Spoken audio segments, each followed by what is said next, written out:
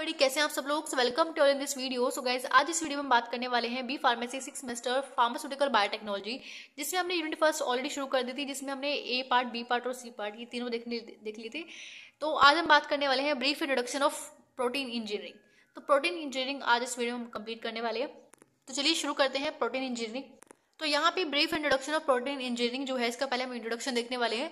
देखो, जैसे ही आपको ये वर्ड दिखाई दे रहा है प्रोटीन इंजीनियरिंग, यानी प्रोटीन के ऊपर हम इंजीनियरिंग कर रहे हैं। देखो, इंजीनियरिंग का मतलब आपको पता है कि क्या होता है।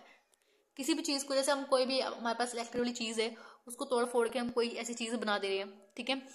लेकिन देखो ऐसा, अब हम बात करते हैं प्रोटीन की। अब हम प्रोटीन के ऊपर इंजीनियरिंग कर रहे हैं, इसका मतलब क्या है, हम प्रोटीन में कुछ मॉडिफिकेशन कर रहे हैं, ठीक है। तो ऐसा नहीं है कि मॉडिफिकेशन, प्रोटीन में मॉडिफिकेशन करने के बाद हमारे पास कोई डिजायरेबल चीज ही आए। ऐसा भी हो सकता है कि कोई ऐसी चीज जो हम, यानी 50-50 हो सकता है, या तो वो बिल्कुल ही बेकार जो हमें चाहिए भी नहीं वो बन सकती है, या ऐसी जो हमें चाहिए 50%। तो 50-50% होता है। अगर हम प्रोटीन में मॉडिफिकेशन करते हैं तो यहाँ पे हमारे पास 50% अच्छी चीज भी आ सकती है और 50% अच्छी बेकार चीज भी आती है। तो ऐसा नहीं है कि हमेशा जो है मॉडिफिकेशन करना जो है अच्छा ही होता है।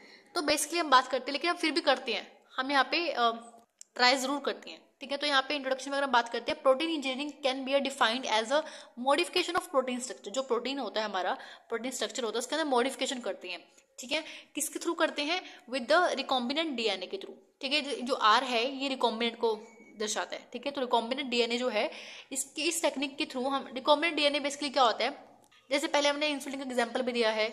इंसुलिन में क्या करते हैं, जैसे कोई बैक्टीरिया है, बैक्टीरिया में हमने प्लाज्मिड निकाला, प्लाज्मिड में हमें क्या किया, उसका जो रिस्ट्रिक्टेड एंजाइम के थ्रू उसमें से प्लाज्मिड्स में से एक जो कट है, कट करके, एक हिस्सा कट करके जीन का, डीएनए का, तो हमने उसमें अपना डिजायरेबल जो जीन था वो हमने डाल दिया, यानी इसको हम बोलते हैं रिकॉम्बिनेंट डीएनए, ठीक है। तो इस रिकॉम्बिनेंट डीएनए से हमने उसको और ग्रो करवाया बैक्टीरिया में, तो जो हमारे पास प्रोडक्ट आएगा, ठीक है, तो उसका हम क्या बोलेंगे, तो बेसिकली प्रोटीन इंजीनियरिंग में आता है, ठीक है। तो recombinant DNA technology and chemical treatment to get a desirable function for a better use in medicines, industries and agriculture, in a pharmaceutical and other applications की हो सकती हैं, ठीक है। ऐसा नहीं है कि प्रोटीन इंजीनियरिंग सिर्फ मेडिकल के लिए अच्छी है। आप देखोगे एग्रीकल्चर में कितना एडवांसमेंट आया है, ठीक है। काफी सारी इंडस्ट्रीज में कितना एडवांसमेंट आया है, ठीक है। फार्मास्यूटिकल लगा लो, कुछ भी लगा लो, ठीक है। And protein engineering involves the synthesis of new proteins and to make a changes in their exerting protein sequence and structure to achieve the desired functions। देखो, उसमें हम क्या करते हैं, प्रोटीन इंजीनियरिंग में इन्वॉल्वमेंट होता है न्यू प्रोटीन्स का, और उसमें हम चेंज करके प्रोटीन के अंदर, यानी उसकी सीक्वेंस में चेंज करके, स्ट्रक्चर में चेंज करके हम इसमें एक डिजायर्ड फंक्शंस को अचीव कर सकते हैं, ठीक है। तो ये इसका एम है, ये इसका थोड़ा सा इंट्रोडक्शन है। तो हम इसको आगे डिटेल में देखने वाले, इसका ऑब्जेक्टिव क्या रहने वाला है वो पहले हम बात करते हैं। देखो, हम बात करते हैं ऑब्जेक्टिव ऑफ प्रोटीन इंजीनियरिंग की। तो सबसे पहला है इम्प्रूव द किनेटिक प्रॉपर्टीज। तो देखो, इसको तो आपको लर्निंग करना पड़ेगा, किनेटिक प्रॉपर्टीज को बड़ा इंप्रूव करते हैं। Elimination of allostatic regulation. आपको पता है कि जैसे किसी एंजाइम के अंदर क्या होता है, ऑब्वियस बात है, एंजाइम भी किस चीज के बने होते हैं, प्रोटीन के बने होते हैं। तो यहाँ पे एक एलोस्टैटिक साइट होती है। आपको पता है कि एलोस्टैटिक साइट एक कॉम्पिटिशन के लिए नहीं होती, यानी जो भी कॉम्पिटिटिव, आपको पता है कि ये तो आपने पढ़ा होगा ना कि एलोस्टैटिक साइट क्या होती है। तो यहाँ पे बेसिकली क्या होता है, जैसे आपका एंजाइम है, इस एंजाइम से आप हिसाब लगाओ कि जैसे एक ड्रग ये है आपके पास और एक ड्रग ये है आपके पास, ठीक है। और ये दोनों इसके ऊपर अटैच हो सकती हैं। ऑब्वियस बात है, तो क्या हुआ, ये आपकी कंपटीशन हुआ आप बीच में, ठीक है। लेकिन इनमें से एक क्या होगा, ये कंपटीशन नहीं करती, वो क्या करती है कि एलोस्टैटिक जो साइट होती है अलग से, उसके ऊपर जाके बाइंड कर जाती है। और बाइंड करने के बाद क्या करती है कि इसका जो एंजाइम है, इसका ये स्ट्रक्चर जो है डिफरेंट कर देती है, इसकी स्ट्रक्चर में मॉडिफिकेशन कर देती है, जिस वजह से जो ये ड्रग है ये भी से अटैच नहीं कर पाएगी, और क्या होगा कि ये ऑब्वियस बात है इसको ये खराब कर देगी, ठीक है। तो एलोस्टैटिक, अब देखो, हमें चाहिए था इस ड्रग का इफेक्ट चाहिए था, लेकिन इसने क्या किया, इसने एलोस्टैटिक साइट पे अटैच करके इस एंजाइम का स्ट्रक्चर ही चेंज कर दिया, और स्ट्रक्चर चेंज होने की वजह से जो हमारा डिजायर इफेक्ट था, जो इस ड्रग की वजह से आना था, वो आया ही नहीं। तो हम यहाँ से एलिमिनेट कर सकते हैं इस एलोस्टैटिक साइट्स को, ठीक है। देखो, कई बार क्या होता है, ये एंजाइम्स के अंदर जो साइट्स होती हैं, इसको हमें हटाना पड़ता है ताकि हमें ड्रग्स के लिए अच्छा इफेक्ट जो हमें मिल सके, ठीक है। तो ये आपको पता चल गया क्या होता है, increasing the substrate and reaction specificity, ठीक है। सबस्ट्रेट आपको पता क्या होता है, जो एंजाइम से अटैच करे उसको हम सबस्ट्रेट बोलते हैं। नेक्स्ट है इंक्रीजिंग द थर्मोस्टेबिलिटी यानी जो भी थर्मल सेंसिटिव चीज होती हैं, हमारी सब्सटेंस होते हैं, उसको इंक्रीज करता है, ठीक है, उसकी स्टेबिलिटी को इंक्रीज करता है। अल्टरेशन ऑफ ऑप्टिमल पीएच, ठीक है, हम उसमें पीएच में अल्टरेशन कर सकते हैं ताकि वो और स्टेबल रहे। And stability for use in organic solvent, organic solvent में स्टेबिलिटी हम उसको बढ़ा सकते हैं। इंक्रीज और decrease optimal temperature and to speed up the process and rate of reaction. Obvious बात है, हम स्पीड इसकी रिएक्शन को बढ़ा ही सकते हैं। प्रोटीन इंक्रीज लाइफ स्पेन, हम उसका प्रोटीन की जो लाइफ स्पेन है उसको इंक्रीज कर सकते हैं। And to get a high quality of product, ठीक है। तो ये सारे इसके ऑब्जेक्टिव रहेंगे। तो ये तो बड़े इजी थे, ठीक है, आपको इजीली कर लोगे आप इसको। सो नेक्स्ट हम बात करते हैं मेथड्स ऑफ प्रोटीन इंजीनियरिंग। तो कौन कौन से मेथड्स हैं? तो पहले हमारे पास होते हैं 3 मेथड होते हैं बेसिकली। तो यहाँ पे पहला है साइट डायरेक्टेड म्यूटोजेनेसिस। साइट डायरेक्टेड म्यूटोजेनेसिस होता है पहला। दूसरा होता है protein engineering by using the gene family. तीसरा होता है protein engineering through the chemical modification. तो पहले अगर हम बात करते हैं, इससे ज्यादा हैवी टर्म लग रही होगी आपको ये, तो देखो पहले हम बात करते हैं कि साइट यहाँ पे आपके पास ये टी है, ठीक है, साइट डायरेक्टेड म्यूटोजेनेसिस। देखो म्यूटोजेनेसिस का मतलब क्या होता है कि म्यूटेशन करना, ठीक है। अब ये म्यूटेशन हम कैसे कर सकते हैं? ये आपको एक तरह से आर्टिफिशियल होता है प्रोसेस, ठीक है। इसमें म्यूटोजेनेसिस क्या होता है? Mutagenesis means the mutation in induced artificially. Mutation जो है हम इसमें आर्टिफिशियली इंड्यूस कर रहे हैं, ठीक है। आप देखो कोई भी ऐसे प्रोटीन है, कोई भी कुछ भी जो भी जिसमें आप प्रोटीन जो आपका डिजायर प्रोटीन है उसमें आप म्यूटेशन कर रहे हो। म्यूटेशन कैसे कैसे कर सकते हो? एक तो आप कर सकते हो सब्स्टिट्यूशन से, यानी इसको आप सब्स्टिट्यूट कर सकते हो किसी चीज से। दूसरा है इंसर्शन कर सकते हो, कोई नया और इंसर्ट कर सकते हो, ठीक है। नेक्स्ट है डिलीशन, यानी इसमें से आप निकाल सकते हो। तो सब्स्टिट्यूशन क्या होता है?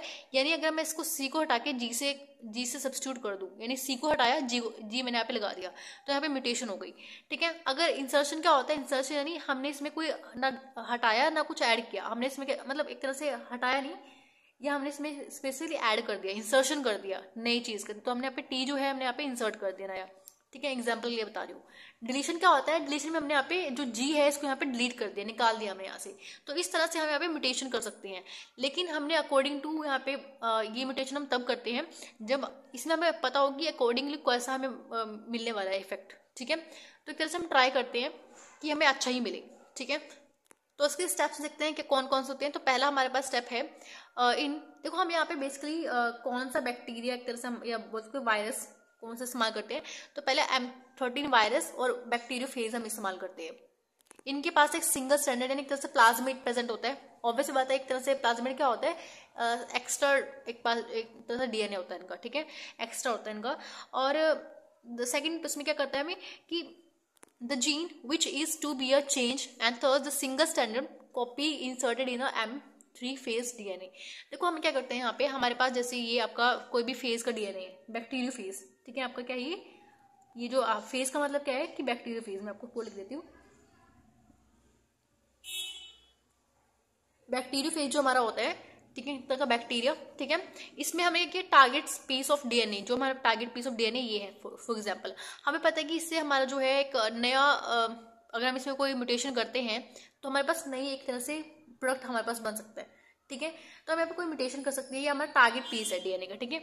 टारगेट पीस आपके अकॉर्डिंग आपको कुछ भी हो सकता है, जिसमें भी आप म्यूटेशन करना चाहते हो वो आपका टारगेट पीस होगा। तो उसमें हम क्या करते हैं, now this single standard copy allow to get the double standard, ठीक है। तो उसको हम डबल कैसे करेंगे? देखो आपको पता है कि टी ए के साथ टी आता है, टी के साथ ए आता है, सी के साथ जी आता है, जी के साथ सी आता है, ये आपको पता होना चाहिए, ठीक है। ये आपको इतना डीएनए में आपने पढ़ा होगा, ठीक है। तो अब देखो हमने यहाँ पे क्या करना है, अब हमें इसमें म्यूटेशन करनी है। म्यूटेशन मैंने आपको पहले बताया था कि म्यूटेशन हम 3 तरह से कर सकते हैं, या तो हम इसमें कोई सब्स्टिट्यूट कर सकते हैं, इंसर्शन कर सकते हैं, डिलीशन कर सकते हैं। तो हमने यहाँ पे बेसिकली सब्स्टिट्यूशन का एग्जांपल दिया आपको, यहाँ पे इंसर्शन भी कर सकते हो, डिलीशन भी कर सकते हो। तो now in the outstanding one of the nucleotide is substituted by the another nucleotide. तो यहाँ पे हमने बेसिकली न्यूक्लियोटाइड को चेंज किया है, जिससे हमारे इसमें एक तरह से म्यूटेशन हो गई है। आज देखो ये डबल स्टैंडर्ड हो गए, ठीक है। अब इस डबल स्टैंडर्ड को हमें क्या करना है, देखो हमने यहाँ पे जो भी हमारे पास टारगेट्स जो पीस था डीएनए का उसमें हमने म्यूटेशन कर दिया और डबल स्टैंडर्ड कर दिया उसको। And now this mutation DNA allow to enter into a host cell. अब वो होस्ट सेल क्या है? वो बैक्टीरिया होगा। अब हम अपने बॉडी में थोड़ा डालेंगे उसको, बैक्टीरिया में डालेंगे, जिससे हमने लिया उसको बैक्टीरिया में डाल दो, ठीक है। अब बैक्टीरिया में हमने इसको प्लाज्मिड को एंटर करा दिया, ठीक है। अब ये बैक्टीरिया, आपको पता है कि बैक्टीरिया जो है धड़ाधड़ आपका ग्रो करता है, ठीक है। अभी बैक्टीरिया जितना ग्रो करेगा उतना हमारे पास जो डीएनए है ये उतना रेप्लिकेट होता रहेगा, ठीक है। तो जो जितना हमारे पास ये जो भी आपका डीएनए रहेगा, जो हमने म्यूटेटेड डीएनए, स्पेसिफिकली हम इसको क्या बोलेंगे, म्यूटेटेड डीएनए, क्योंकि हमने इसमें सब्स्टिट्यूट करा दिया, ठीक है। जो भी हमारा साइड इफेक्ट जो भी दिखा रहा है, ठीक है, उसको हमने यहाँ पे म्यूटेशन करने के बाद इसको बैक्टीरिया में डाल दिया। बैक्टीरिया में डालने के बाद यहाँ पे अभी जनरेट करता है।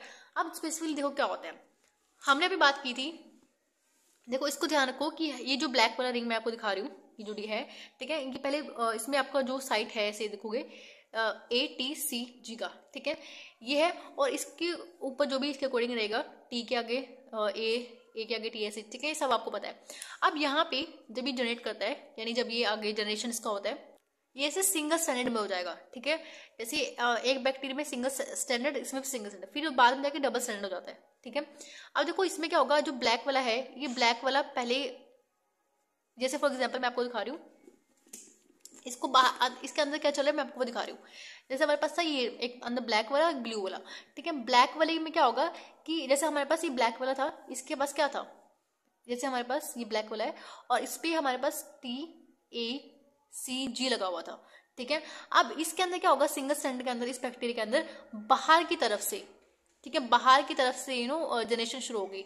अब ठीक है कि AGC इस तरह से इसके कोडिंग यहाँ पे चलता है, ठीक है। अब देखो हम जो अंदर वाला था उसके बाहर वाले की साइड से हो रही है, यानी आउटसाइड से जनरेशन हो रही है, और जो अंदर वाला था, सॉरी जो बाहर वाला था उसके अंदर वाली साइड से जनरेशन होती है, ठीक है। तो यहाँ पे वो लिखा हुआ है जो इनसाइड जनरेशन, मतलब क्या होता है कि अगर बाहर वाले की जनरेशन कैसे होगी, जैसे बाहर वाला हमारे पास था, इसकी जनरेशन अंदर से तो होगी, और इसकी जनरेशन कैसे हो रही है, आउटसाइड से जनरेशन हो रही है। तो देखो अगर इसमें आउटसाइड से जनरेशन हो रही है, ठीक है, तो देखो यहाँ पे आउटसाइड जनरेशन हुई है, तो एक तरह से म्यूटेटेड टाइप आया आपके पास, आया यानी चेंज प्रोटीन आपके पास आया।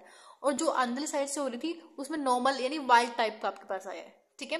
वाइल्ड जंगली में समझ लेना इसको, नॉर्मल रहेगा, लेकिन म्यूटेटेड टाइप का जो आपके पास है प्रोटीन वो चेंज हो चुका है, म्यूटेशन वाला आपके पास आ चुका है, ठीक है। तो इस तरह से म्यूटेशन करते हैं, स्टेप्स आपके रहते हैं।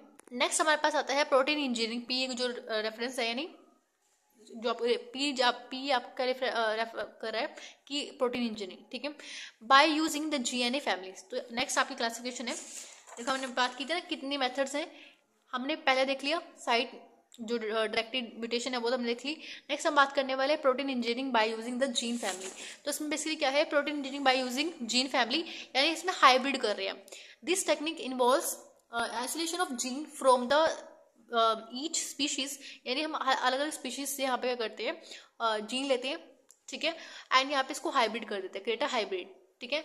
एंड जैसे आपको एग्जांपल दिया है, सेप्टेलिजिन जो है an enzyme use in detergent industries.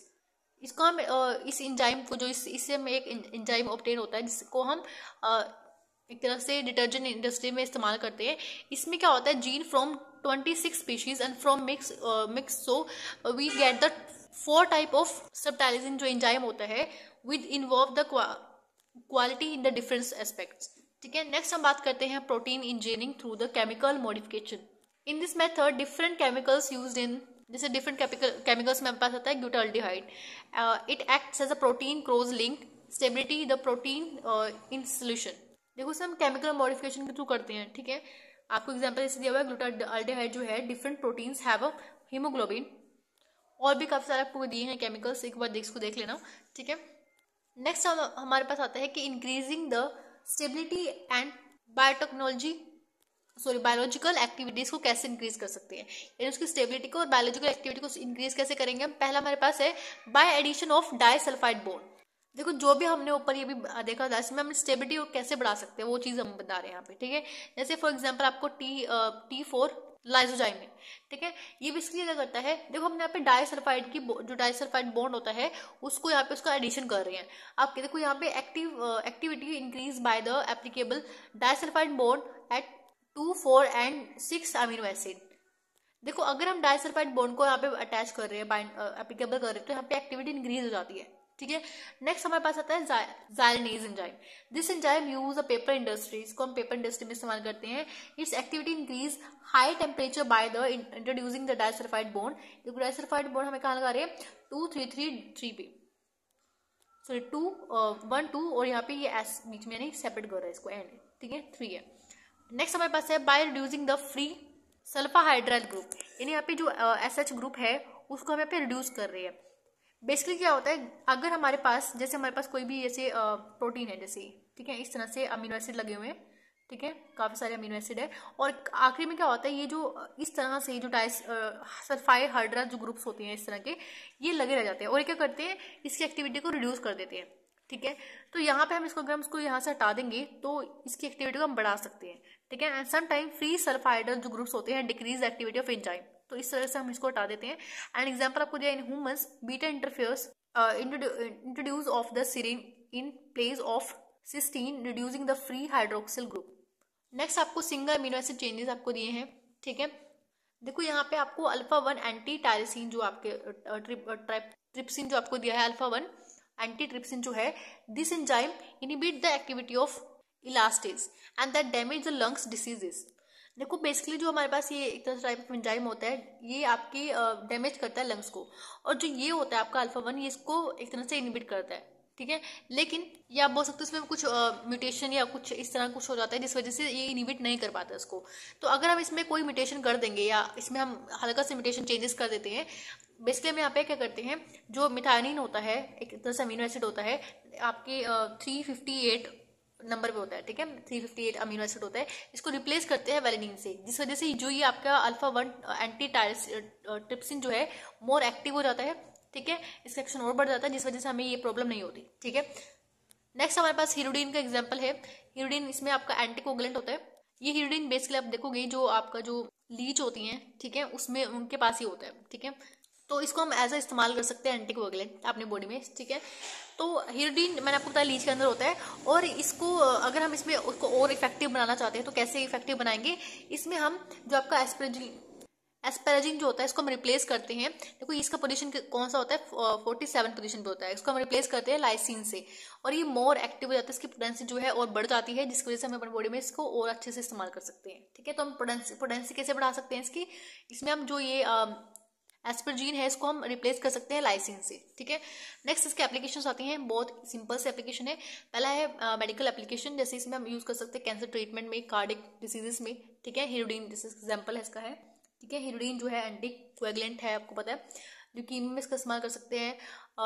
Insulin हो गया, टिश्यू प्लाज्मिनोजन एक्टिवेटर्स, ठीक है, डेवलप कर सकते हैं। एनवायरमेंट में जैसे many pollutant such as a phenol, azo dyes, pesticides and polycyclic aromatic hydrocarbon can be detoxified using the